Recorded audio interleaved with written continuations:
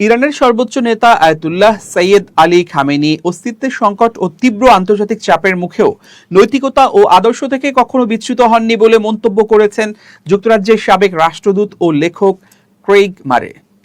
তার মতে, যুক্তরাষ্ট্র ও দখলদার ইসরায়েলের আধিপত্যের বিরুদ্ধে দৃঢ় অবস্থান এবং পারমাণবিক অস্ত্র তৈরিতে অনাগ্রহের কারণে খামেনি বিশ্বে নীতিনিষ্ঠ নেতৃত্বের এক অনন্য প্রতীক হয়ে উঠেছিলেন। প্রেস টিভিকে দেয়া এক সাক্ষাৎকারে ক্রেইগ মারে বলেন, আয়াতুল্লাহ খামেনির সবচেয়ে বড় বৈশিষ্ট্য ছিল নৈতিক ও ধর্মীয় মূল্যবোধের ওপর অবিচল অঙ্গীকার। কঠোর নিষেধাজ্ঞা, যুদ্ধের হুমকি এবং বহিরাগত চাপের মধ্যেও তিনি সেই অবস্থান থেকে সরে আসেননি। মারে বলেন, যুক্তরাষ্ট্র ও ইসরায়েল উভয়ই পারমাণবিক অস্ত্রধারী দেশ হওয়া সত্ত্বেও ইরান চাইলে সহজেই পারমাণবিক অস্ত্র তৈরি করতে পারত। কিন্তু আয়াতুল্লাহ খামেনির বিশ্বাস ছিল এমন অস্ত্র তৈরি করা নৈতিকভাবে সঠিক নয়। তার এই অবস্থানকে তিনি খামেনির ব্যক্তিত্বের প্রতি একটি বড় শ্রদ্ধার বিষয় হিসেবে উল্লেখ করেন।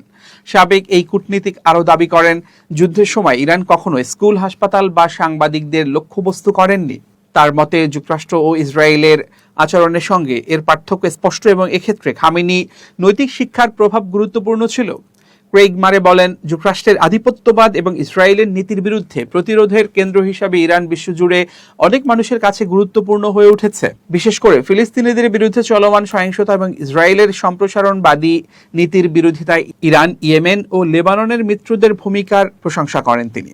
খামেনির সবচেয়ে বড় উত্তরাধিকার সম্পর্কে জানতে চাইলে মারে বলেন, যুক্তরাষ্ট্র ও ইসরায়েলের সামরিক হামলার সময় ইরানি জনগণের যে ঐক্য ও সংহতি দেখা গেছে সেটি তার নেতৃত্বের সবচেয়ে বড় অর্জনের প্রমাণ। তিনি পশ্চিমা বিশ্বে ইরান সম্পর্কে প্রচলিত ধারণারও সমালোচনা করেন। তার ভাষ্য, ইরান একটি সাংস্কৃতিক ও জাতিগতভাবে বৈচিত্র্যময় দেশ, যেখানে ইহুদি ও খ্রিস্টান সংখ্যালঘুরাও স্বাধীনভাবে বসবাস করেন। কিন্তু পশ্চিমা গণমাধ্যমে এই বাস্তবতা যথাযথভাবে তুলে ধরা হয় না।